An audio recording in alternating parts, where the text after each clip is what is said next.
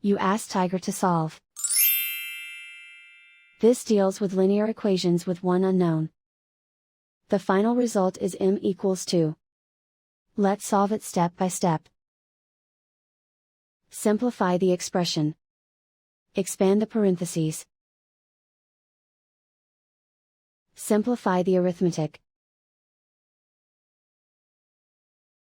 Group all m terms on the left side of the equation.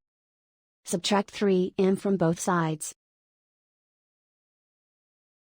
Group like terms. Simplify the arithmetic. Group like terms. Simplify the arithmetic. Group all constants on the right side of the equation. Add 10 to both sides. Simplify the arithmetic.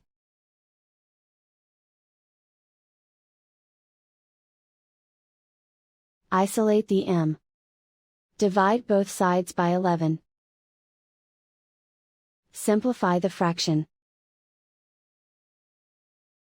Find the greatest common factor of the numerator and denominator. Factor out and cancel the greatest common factor. And so the final result is m equals 2.